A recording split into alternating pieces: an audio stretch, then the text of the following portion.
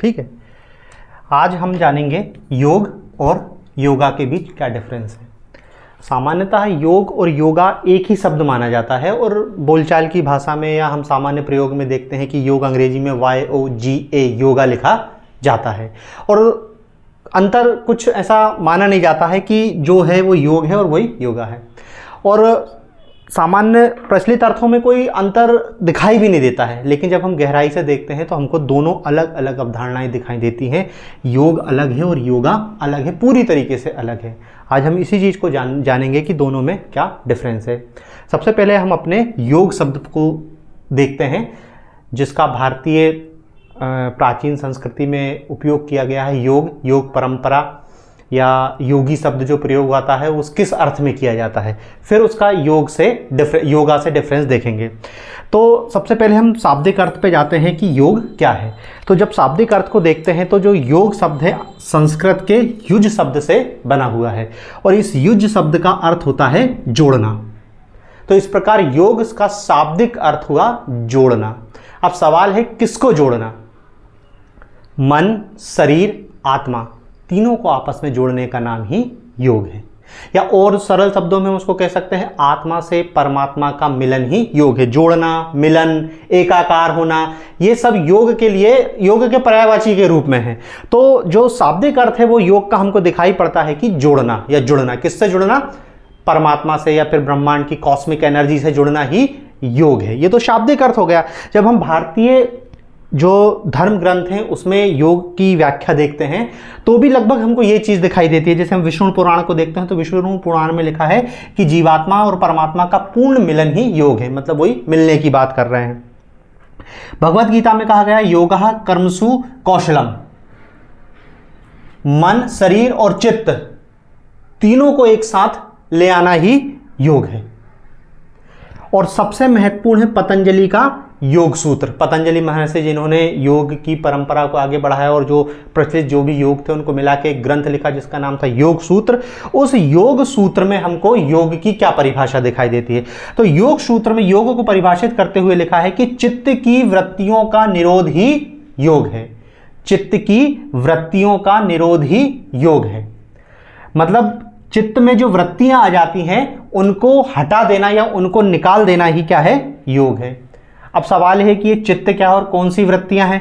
तो जो योग सूत्र में महर्षि पतंजलि परिभाषित करते हैं कि मन, बुद्धि और अहंकार तीनों का संयुक्त रूप को ही वो चित्त कहते हैं। और इस चित्त में कुछ विकार उत्पन्न हो जाते हैं या कुछ इसमें बाहरी बाधाएं आ जाती हैं जिससे हम बंधन में पड़ जाते हैं और हमको जीवन में दुखों की प्राप्ति होती है। तो इसी चित्त की वृत्तियों, इस चित्त में जो भी बाधाएं उत्पन्न हो गई उनको दूर करना ही योग है। मतलब जब हम इस पूरे योग शब्द को भारतीय धर्म ग्रंथों में देखते हैं तो हमको योग केवल दो रूपों में दिखाई देता है। एक तो दिखाई देता है कि आत्मा को परमात्मा से मिलाने वाला या मन, शरीर और बुद्धि तीनों को एक करने वाला, मन, शरीर, आत्मा तीनों को जोड़ने वाला, या फिर चित्त की वृत्तियों को दूर करने वाला, मतलब मन में जो भी हमारी मन को साधने वाला, मन को साधने के लिए जो क्रियाक्रम किया जा रहा है उसी को योग कहा गया है।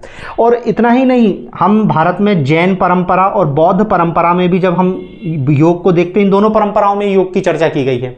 वहाँ महात्मा बुद्ध ने दुख के निवारण के लिए अष्टांगिक मार्ग की बात की गई और अष्टांगिक मार्ग में योग आता है। इसी प्रकार जैन परंपरा में भी योग की महत्ता की वर्णन किया गया है कि बिना योग के कुछ नहीं हो सकता। तो जब हम पूरा एक भारतीय प्राचीन ज्ञान परंपरा को देखते हैं और जो योग शब्द हमको दिखाई देता है तो योग शब्द कहीं ना कहीं क्या है, हमको ईश्वर से मिलाने की बात करता है, या फिर इसको और सरल शब्दों में कह सकते हैं कि योग का उद्देश्य है मोक्ष की प्राप्ति। मोक्ष की प्राप्ति, मोक्ष मतलब है जन्म मरण चक्र से मुक्ति होना और जीवन से दुखों की समाप्ति होना। बात एक ही है, मोक्ष कह लो, आपको ईश्वर से मिलन हो जाए, मोक्ष हो जाए, बात एक ही है। तो इस योग का जो एकमात्र उद्देश्य है वो क्या है? आपको मोक्ष दिलाना है या आपका मन, शरीर और आत्मा तीनों को एकाकार करना है। मतलब बात दोनों का मतलब दोनों का एक ही है। तो इस प्रकार जब हम योग को देखते हैं तो योग हमको इसी रूप में दिखाई देता है कि हमको किसी से जोड़ना है। ईश्वर, आप चाहे जोड़ने को ईश्वर नाम दे दो, ईश्वर से जुड़ना है, परमात्मा से जुड़ना है, या इस ब्रह्मांड की एनर्जी से जुड़ना है, आप कुछ भी समझ लो। जोड़ने शब्द के लिए योग का प्रयोग किया गया है। ठीक है, तो इसके अतिरिक्त भी यदि हम देखें तो जो भारतीय ज्ञान परंपरा है उसमें हमको भक्ति योग, ज्ञान योग और कर्म योग की अवधारणा दिखाई देती है। भक्ति, ज्ञान और कर्म, भक्ति, ज्ञान और कर्म, तीनों के लिए, तीनों के आगे योग जोड़ दिया गया। भक्ति मतलब भक्त और भगवान एक हो जाएं तो वो भक्ति योग हो जाएगा। इसी टाइप से कर्म, निष्काम कर्म, कर्म योग है। और ज्ञान वही ब्रह्म और जीव की एकता का जब आपको ज्ञान हो जाता है तो उसको ज्ञान योग कहा गया है। मतलब जब आपको भक्ति योग, ज्ञान योग, कर्म योग, किसी की भी बात की जाए, सब में एक ही चीज निकल के आती है कि आपको किसी से जुड़ना है, मोक्ष की प्राप्ति करनी है, किसी से जुड़ना है। ठीक है, तो इस योग शब्द का जो भारतीय परंपरा में जो अनुवाद किया गया है या इसका जो अर्थ लिया गया है वो केवल इतना है कि अपने आप को जोड़ना, मन को, अपने चित्त को स्थिर रखना, चित्त को विकारों से दूर करना, इसके लिए ये योग शब्द का उपयोग किया गया है। ठीक है, ये भारतीय प्राचीन परंपरा में योग शब्द का अर्थ है। फिर इसमें बहुत सारी अलग अलग धाराएं हैं, जैसे ज्ञान, भक्ति और कर्म, इसी टाइप से राजयोग है, हठ योग है, और भी अलग अलग परंपराएं विकसित की हैं कि गुरु गोरखनाथ की परंपरा है, बहुत सारी परंपराएं हैं। लेकिन सभी परंपराओं का उद्देश्य क्या है? अपने आप को इस ब्रह्मांड की एनर्जी से जोड़ना और अपने चित्त को स्थिर बनाए रखना, यही एकमात्र योग का उद्देश्य है। अब लेकिन जब हम आधुनिक संदर्भ में देखते हैं योगा, YOGA, योगा अंग्रेजी में जिसको योगा कह रहे हैं, बहुत सही उनने उसकी स्पेलिंग बदल दी है, योग को योगा कर दिया है, क्योंकि इस योगा का प्राचीन योग से कोई संबंध नहीं है। अब कोई संबंध क्यों नहीं है कह रहे हैं? देखो, वर्तमान में जो योग है जो हम कर रहे हैं, जैसे आज इंटरनेशनल योगा डे और पूरे भारत में, पूरी दुनिया में योगा को किया गया, वो एक अलग चीज़ है। लेकिन जब हम इस योगा को देखते हैं तो इसका जन्म 17वीं और 18वीं शताब्दी के बीच हुआ है। बहुत नया कॉन्सेप्ट है, 17वीं और 18वीं शताब्दी के बीच। और ये योग, इसके लिए योग शब्द ना हो, ये एक केवल एक्सरसाइज है। ये केवल क्या है? एक एक्सरसाइज है जो आपको शारीरिक रूप से स्वस्थ रखने के लिए किया जाता है। इसमें कुछ आसन है जिसको योगासन कहते हैं, कुछ एक्सरसाइज है जैसे आप एरोबिक्स करते हो, जिम्बा करते हो, इसी टाइप से एक परंपरा है योगा की जिसमें कुछ इस टाइप की एक्सरसाइज की जाती है कि व्यक्ति शारीरिक रूप से स्वस्थ रहे। कुछ योगासन किए जाते हैं, इसमें मानसिक शांति की भी प्रयास किया जाता है। लेकिन ये योगा इस योग से पूर्णतया भिन्न है, क्योंकि इस योगा में क्या है? चित्त की वृत्तियों का निरोध किया जा रहा है कि चित्त में जो समस्याएं उत्पन्न हो गई हैं उससे बाहर निकाला जाए, चित्त को निर्मल किया जाए। लेकिन इस योगा में हम ऐसा कुछ देखते नहीं है। ये योगा केवल और केवल क्या है? शारीरिक एक्सरसाइज मात्र है। आप देखो, बहुत सारे योग गुरु बने फिर रहे हैं, वो योग गुरु कहलाने लायक नहीं है। उनको हमको कहना चाहिए कि वो केवल क्या है? एक्सरसाइज का। जैसे जिम में जाते तो जिम ट्रेनर रहता है ना, या कोई एरोबिक्स कराता है, कोई कुछ कराता, बहुत सारे अलग अलग वर्तमान में एक्सरसाइज के पैटर्न देखने को मिले। उसी टाइप से एक डिफरेंट टाइप की एक्सरसाइज है जिसको योगा नाम दिया गया है। क्यों? क्योंकि इसमें ना तो कोई मिलन की बात की जा रही है। भाई, जब तक आप इस ब्रह्मांड की शक्तियों से जुड़ने का प्रयास नहीं कर रहे हो तब तक आपका योग नहीं है। जब जुड़ना ही नहीं आएगा तो योग कहां से आएगा? तो आप देखोगे कि जुड़ने की तो कोई बात नहीं है, केवल क्या है? शारीरिक रूप से फिट रहने के लिए एक की गई एक्सरसाइज है। तो शारीरिक रूप से फिट लेने के लिए योग के अतिरिक्त भी बहुत सारी एक्सरसाइज हैं जो की जाती हैं, अलग अलग उसकी पद्धतियां हैं।